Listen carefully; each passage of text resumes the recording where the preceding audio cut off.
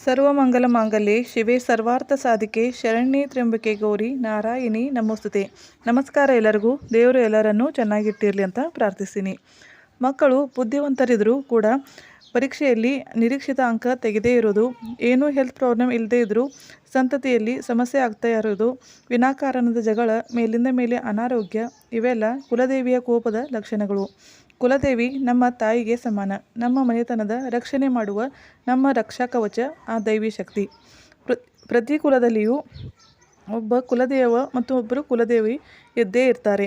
ಪ್ರತಿ ವರ್ಷ ಕುಲದೇವರ ಮತ್ತು ಕುಲದೇವಿಯ ದರ್ಶನಕ್ಕೆ ಹೋಗಲೇಬೇಕು. 3 ವರ್ಷಕ್ಕೊಮ್ಮೆ ಕುಲದೇವರ ಮಾನ ಸನ್ಮಾನವನ್ನು ಮಾಡಲೇಬೇಕು.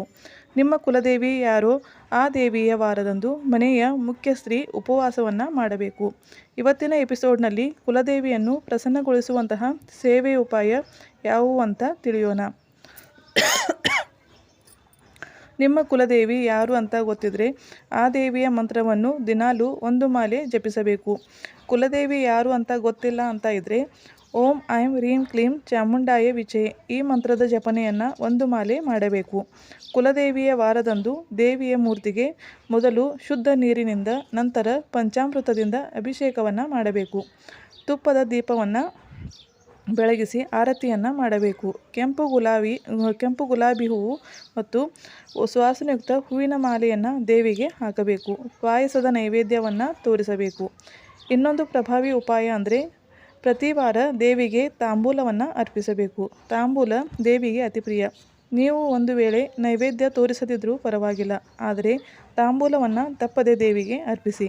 ಪ್ರತಿ ಮಂಗಳವಾರ ದೇವಿಗೆ ತಾಂಬೂಲ ಅರ್ಪಿಸಿ ನೋಡಿ, ನಿಮ್ಮ ಜೀವನದಲ್ಲಿ ತುಂಬಾ ಒಳ್ಳೆಯ ಬದಲಾವಣೆಗಳು ಕಂಡುಬರುತ್ತವೆ.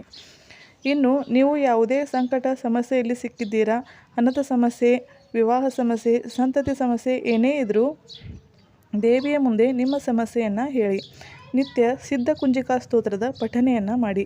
ಸಿದ್ಧಕುಂಜಿಕಾ ಸ್ತೋತ್ರ 1-2 ನಿಮಿಷದಲ್ಲಿ ಪಠಿಸಬಹುದಂಥ ಅತಿ ಪ್ರಭಾವಿಯಾದ ಸ್ತೋತ್ರ. ಯಾವುದೇ ಕುಲದೇವಿ ಇರಲಿ, ಎಲ್ಲರಿಗೂ ಈ ಸ್ತೋತ್ರದ ಪಠನೆ ಇಷ್ಟ. ಸಂಕಲ್ಪಯುಕ್ತವಾಗಿ ಇಂತಿಷ್ಟು ದಿವಸ ಸಿದ್ಧಕುಂಜಿಕಾ ಸ್ತೋತ್ರದ ಪಠನೆಯನ್ನು ಮಾಡುತ್ತೀನಿ, ನನ್ನನ್ನು ಈ ಸಮಸ್ಯೆಯಿಂದ ಪಾರು ಮಾಡಿ ಅಂತ ಕೇಳಿಕೊಳ್ಳಿ.